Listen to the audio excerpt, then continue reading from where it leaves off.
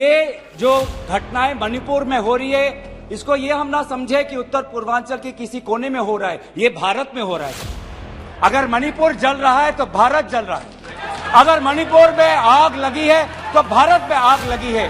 अगर मणिपुर विभाजित हुआ है तो भारत विभाजित हुआ है। प्रधानमंत्री जी ने आज तक मणिपुर के मुख्यमंत्री को बर्खास्त क्यों नहीं किया? आज मणिपुर में 150 लोग मरे, लगभग 5000 घर जलाए गए, लगभग 60,000 लोगों आज शिविर में हैं, लगभग 6500 FIR है। एक प्रदेश में एक ऐसी लकीर खींच दी गई है कि पहाड़ पे एक वर्ग के लोग रहते हैं और वैली में एक वर्ग के लोग रहते हैं। अफसोस की बात है सर कि जो सरकार एक इंडिया की बात करती है, आज उन्होंने 2 मणिपुर आपने बना दिए हैं। जब एक ड्रग माफिया के बड़े नेता को वहां की पुलिस ने पकड़ा तो मुख्यमंत्री के दफ्तर से फोन गया कि उस ड्रग के माफिया को बचाओ, रिहा करो। कभी आप जितने भी राज्यों का आपने जो उजागर किया है, कभी ऐसी स्थिति देखी है कि 2 महीनों में एक भीड़ पुलिस थाने में जाकर, पुलिस ट्रेनिंग कॉलेज में जाकर वहां पे जो हथियार है वो लेके जाती है? ये जो बंदूक है, ये जो गोलियां हैं, किस पर चलाएंगे? ये गोलियां हमारे भारतीय सेना के नौजवानों पे चलाएंगे। ये गोलियां मणिपुर के पुलिस पर चलाए जाएंगे। ये गोलियां मणिपुर के निहत्थे लोगों पर बरसाए जाएंगे। क्या क्या आपने सर, ये अविश्वास प्रस्ताव हमारी मजबूरी है। ये हमारी मजबूरी है कि हम अविश्वास प्रस्ताव हमें लाना पड़ा, क्योंकि ये बात कभी भी संख्या की नहीं थी। ये बात हमेशा इंसाफ की थी, मणिपुर के इंसाफ की। प्रस्ताव मणिपुर का युवा इंसाफ मांगता है, मणिपुर की बेटी इंसाफ मांगती है, मणिपुर के किसान इंसाफ मांगते हैं, मणिपुर के छात्र इंसाफ मांगते हैं। और मार्टिन लूथर किंग ने कहा है, मार्टिन लूथर किंग ने कहा है कि अगर कहीं भी नाइंसाफी हो तो वो हर जगह के लिए इंसाफ का खतरा बन सकता है। Injustice anywhere is a threat to justice everywhere. अगर मणिपुर जल रहा है तो भारत जल रहा है। अगर मणिपुर में आग लगी है तो भारत में आग लगी है। अगर मणिपुर विभाजित हुआ है तो भारत विभाजित हुआ है। तो आज हम सिर्फ मणिपुर की बात नहीं कर रहे, हम भारत की बात कर रहे हैं। सर, हमारी मांग स्पष्ट थी कि देश के मुखिया होने के नाते प्रधानमंत्री सदन में आए, अपनी बात रखे, अपनी संवेदना प्रकट करे और उस पर सारे पार्टी समर्थन दे और मणिपुर को एक संदेश जाए कि इस दुख की घड़ी में पूरा सदन मणिपुर के साथ है, हम मणिपुर में शांति चाहते हैं। यह हमारी अपेक्षा थी, यह हमारी अपेक्षा थी। लेकिन अफसोस की बात है कि ऐसा नहीं हुआ। प्रधानमंत्री महोदय ने एक मौन व्रत लिया कि सदन में ना लोकसभा में कुछ बोलेंगे, ना राज्यसभा में कुछ बोलेंगे। कि आज तक वो मणिपुर क्यों नहीं गए? राहुल जी गए, इंडिया अलायंस के विभिन्न पार्टीज गए, गृह मंत्री जी गए, MOS होम गए, पर देश के मुखिया होने के नाते प्रधानमंत्री मोदी जी क्यों नहीं गए? ये है सवाल पहला। सवाल दूसरा कि लगभग 80 दिन क्यों लगे प्रधानमंत्री मोदी जी को मणिपुर पे कुछ बोलने के लिए? और जब बोले तो सिर्फ 30 सेकंड के लिए बोले और उसके पश्चात आज तक भी प्रधानमंत्री मोदी जी की तरफ से ना कोई संवेदना का शब्द, ना कोई शांति की याचना। मंत्री मंडल बोल रहे हैं कि हम बोलेंगे, हम बोलेंगे। आप बोलें, आपको किसी ने नहीं रोका। लेकिन प्रधानमंत्री मोदी जी एक प्रधानमंत्री होने के नाते उनके शब्दों में जो महत्व है वो किसी मंत्री के शब्दों में नहीं है, माफ कीजिएगा। सवाल हमारा तीसरा कि प्रधानमंत्री जी ने आज तक मणिपुर के मुख्यमंत्री को बर्खास्त क्यों नहीं किया? आपने गुजरात में जब निर्वाचन आए, गुजरात में जब आपको अपनी राजनीति करनी थी तो गुजरात में मुख्यमंत्री बदल दिए, एक बार नहीं 2 बार। उत्तराखंड में निर्वाचन आ रहे थे तो उत्तराखंड में 1 बार, 2 बार, 3 बार, 4 बार शायद आपने मुख्यमंत्री बदल किए। त्रिपुरा में निर्वाचन आए तो त्रिपुरा में भी आपने निर्वाचन आपने से पहले आप मुख्यमंत्री को बदला। मणिपुर के मुख्यमंत्री में ऐसा क्या आपने विशेष आपका आशीर्वाद आप दे रहे हैं, जिन्होंने खुद कबूल किया है कि आज मेरे कारण एक इंटेलिजेंस फेलियर हुआ है? ये 3 सवाल हैं सर, और शायद इन 3 सवालों का 3 उत्तर भी है। प्रधानमंत्री मोदी जी मणिपुर पर क्यों मौन हैं, शायद उस प्रश्न का उत्तर भी 3 है। पहला उत्तर कि प्रधानमंत्री मोदी जी को कबूल करना पड़ेगा कि उनकी डबल इंजन की सरकार, उनकी सरकार मणिपुर में व्यर्थ हो गई है, विफल हो चुकी है। इसीलिए आज मणिपुर में 150 लोग मरे, लगभग 5000 घर जलाए गए, लगभग 60,000 लोगों आज शिविर में हैं, लगभग 6500 एफआईआर है। और मुख्यमंत्री, प्रदेश के मुख्यमंत्री होने के नाते जो एक संवाद का वातावरण बनाना चाहिए था, जो एक शांति, अमन और सद्भावना का एक वातावरण जो बनाना चाहिए था, आज उन्होंने सिर्फ मई महीने से नहीं, पिछले 2-3 सालों से ऐसे कुछ भड़काऊ उन्होंने कदम लिए हैं जो आज समाज के बीच में तनाव पैदा हो गया है। आज हम मणिपुर गए हैं, क्या मणिपुर में यह सबसे पहला हिंसा हुआ है? नहीं।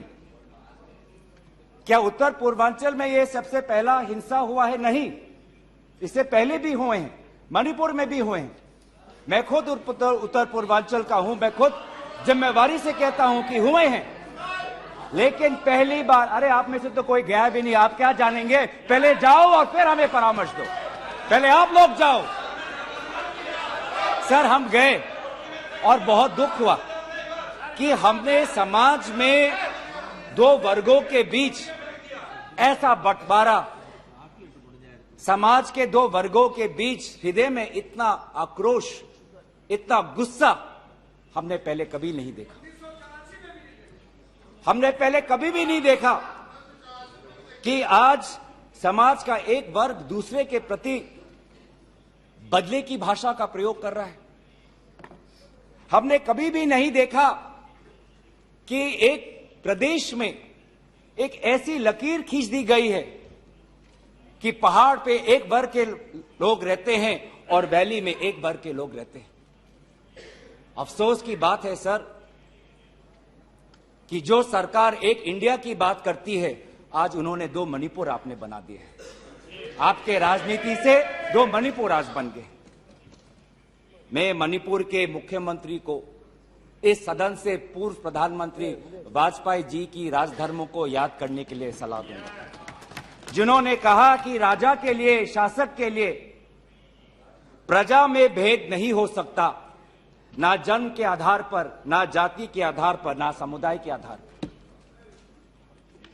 सर आज इस माहौल में अगर सबसे ज्यादा पीड़ा किसी को झेलना पड़ा है तो महिलाओं और बच्चों को। हमने देखे हैं वो वायरल वीडियो में, उनका मैं उल्लेख नहीं करना चाहूंगा, उससे सबको पीड़ा हुआ। पर ऐसे मुख्यमंत्री जी ने स्वयं कहे कि ऐसे 100 एफआईआर हैं। हम भी गए हैं सर, इंडिया डेलीगेशन, हमारे संसदीय दल, उस परिवार से हम मिलके आए हैं जिसमें 2 महिलाओं के साथ इतना बुरा व्यवहार हुआ, अत्याचार हुआ। हमने ऐसे भी एक परिवार से मिले जिसमें एक 80 साल की महिला, जो एक स्वतंत्रता संग्रामी की पत्नी थी, उसको घर के अंदर बंद करके जिंदा जला दिया।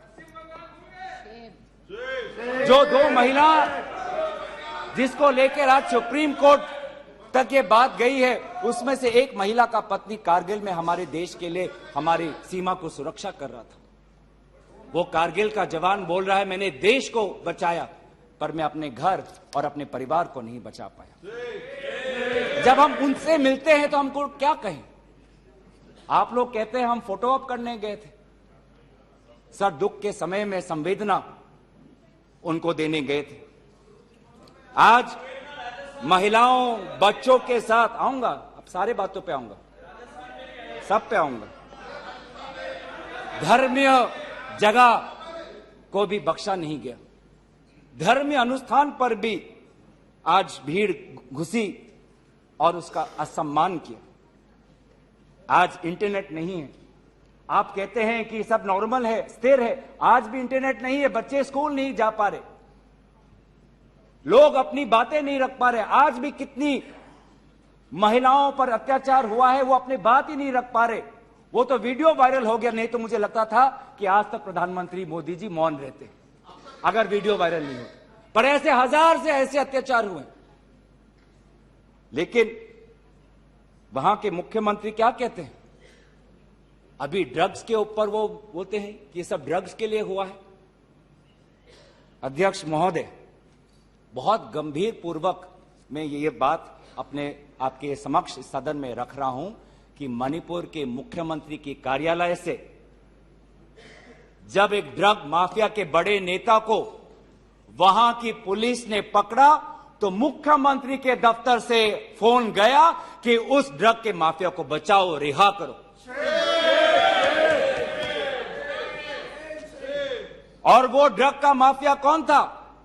वो ड्रग का माफिया आप ही की दल के ऑटोनोमस डिस्ट्रिक्ट काउंसिल के चेयरमैन थे, जो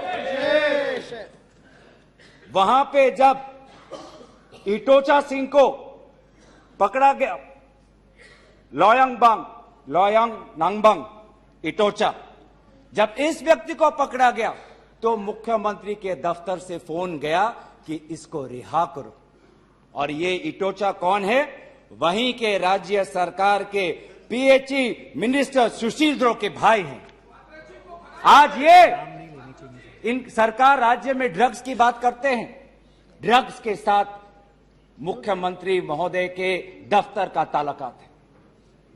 ये बात मैं नहीं कर रहा, वो पुलिस अफसर जिनको इनकी राज्य सरकार ने मेडल दिया, वो आज वो बात कर रही है कि ये सरकार ने मुझे मेडल दिया और यही सरकार मुझे ड्रग्स से जुड़े हुए इनके दल के नेताओं को छोड़ने के लिए कह रही है। उन्होंने अपना मेडल वापस कर दिया राज्य सरकार।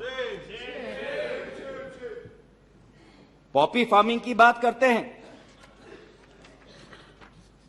आज आपका ही narcotics and affairs of border NAB ये कहता है the scale of poppy plantation in Manipur has spread across 15,400 acres of land in the hills between 2017 and 2023। 2017 में आपकी सरकार आई थी।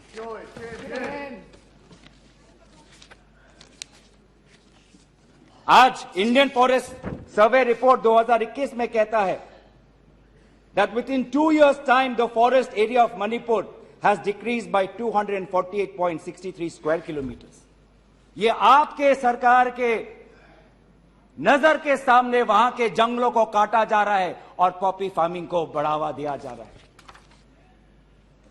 गृह मंत्री ड्रग्स को लेकर बार बार वक्तव्य देते हैं, लेकिन गृह मंत्री महोदय आपको भी पता है कि पिछले 5-6 सालों में ड्रग्स की यह समस्या कमी नहीं, थमी नहीं, बढ़ती जा रही है। लगभग 2017 में एनसीआरबी का डेटा है 1113 केसेस, 2021 में 3611। तो ड्रग्स की समस्या आज बढ़ती जा रही है। तो कहीं ना कहीं प्रधानमंत्री जी चाहते हैं कि वो मौन रहे ताकि उनकी राज्य सरकार की छवि धूमिल ना हो, क्योंकि उनको छवि से लगाव है। चाहे लोगों पे अत्याचार हो, ड्रग्स की समस्या बड़ी हो, ये उनके लिए महत्व नहीं रखता। पर जैसे कि मैंने कहा कि उनके मौन रहने का कारण 3 है, अभी तो मैंने सिर्फ एक कारण का उजागर किया। और दूसरा कारण यह है, और बहुत मैं सम्मानपूर्वक ये बात कहना चाहता हूं, दूसरा कारण प्रधानमंत्री मोदी जी का मौन रहने का यह है कि आज भारत केंद्र सरकार का गृह विभाग और राष्ट्रीय सुरक्षा सलाहकार आज विफल हुए हैं। क्या हो रहा है मणिपुर में? 5,000 से ज्यादा हथियार आज लोगों के हाथों में है। लगभग 35 पुलिस स्टेशंस में भीड़ वहां जाकर वहां से हथियार अपने साथ ले जाते हैं। कभी आप जितने भी राज्यों का आपने जो उजागर किया है, कभी ऐसी स्थिति देखी है कि 2 महीनों में एक भीड़ पुलिस थाने में जाकर, पुलिस ट्रेनिंग कॉलेज में जाकर वहां पे जो हथियार है वो लेके जाती है? क्या क्या हथियार ले गए हैं? क्या क्या हथियार लूट के ले गए हैं? INSAS rifle, AK-47, light LMG light machine gun, self loading rifle, SMC, mortar, grenade, bullet proof jacket, 6 lakh ammunition, 6 lakh गोलियां आज लोगों के बीच में है। कि ये राष्ट्रीय सुरक्षा का मामला नहीं है? कहां है राष्ट्रीय सुरक्षा सलाहकार? ये जो बंदूक है, ये जो गोलियां हैं, किस पर चलाएंगे? ये गोलियां हमारे भारतीय सेना के नौजवानों पे चलाएंगे। ये गोलियां मणिपुर के पुलिस पर चलाए जाएंगे। ये गोलियां मणिपुर के निहत्थे लोगों पर बरसाए जाएंगे। क्या क्या आपने आज ये जो हथियार है सिर्फ मणिपुर तक सीमित नहीं रहेंगे सर। लगभग ये जो 6 लाख एम्यूनेशन है, गोला बारूद है, AK-47, ये तो युद्ध के हथियार है, ये युद्ध के अस्त्र है। ये सिर्फ मणिपुर तक नहीं सीमित रहेंगे, ये आज उत्तर पूर्वांचल में भारत के अलग अलग जगह में ये हथियार जाएंगे और भारत के समाज को आज अशांति का वातावरण बनाएंगे। तो क्या कर रहे हैं आप? आज दुख की बात है